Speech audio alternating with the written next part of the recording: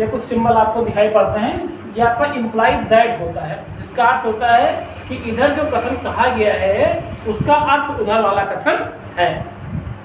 अगर इस टाइप का सिंबल बना हुआ है तो इसका मतलब होता है इम्प्लाइड बोथ साइड, मतलब इधर वाले कथन का तात्पर्य इधर वाला कथन है और इधर वाले कथन का तात्पर्य इधर वाला कथन है। मतलब इधर वाला कथन सत्य है तो उधर वाला भी सत्य हो जाएगा, उधर वाला सत्य है तो इधर वाला भी सत्य हो जाएगा। अब इन दोनों में अंतर बेसिकली क्या है, जैसे कहा जाए, इसमें कहा जाता है कि राम मिश्रा है, तो आप बोल सकते हो उधर बड़े स्पष्ट मन से कि राम क्या है, ब्राह्मण है।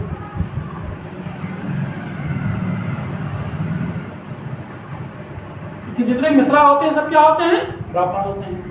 लेकिन अगर इधर लिख दिया गया होता कि राम ब्राह्मण है तो उसका अर्थ ये नहीं निकलता कि राम मिश्रा है, वो तिवारी हो सकता था, कुछ और हो सकता था। इसलिए इस वाले सिंबल का इस्तेमाल हम वहां करते हैं जहां पे इस वाले को कहने का तात्पर्य ये वाला स्पष्टता हो ही जाता है। और ये वाला कहाँ होता है, यहाँ पे ये वाला सिंबल इस्तेमाल नहीं हो सकता है क्योंकि राम के ब्राह्मण होने का स्पष्ट नहीं है कि वो मिश्रा रहेगा।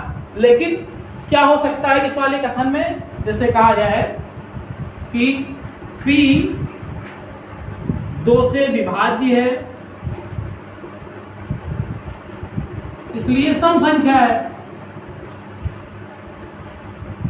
तो फिर अगर P सम संख्या है तो क्या कंफर्म हो जाएगा कि वो 2 से विभाज्य भी है। सम है तो 2 से विभाज्य, 2 है तो सम से विभाज्य है। तो यहाँ पर ये सिंबल इस्तेमाल किया जा सकता है। मतलब ये वाली बात उस वाली बात को बताती है और वो वाली बात इस वाली को बताती है। कोई 2 से विभाज्य है तो सम होगा और सम है तो 2 से विभाज्य होगा। अब ये आपका जो सिंबल है वो इक्वल का सिंबल है। इक्वल मतलब होता है बिल्कुल बराबर। जैसे यहाँ 5 लिखा है तो अगर कोई नंबर हम ढूंढने चलेंगे तो फिर वो 5 ही मिलेगा जो इसके इक्वल हो पाएगा, बाकी कुछ नंबर हमको नहीं मिल पाएगा।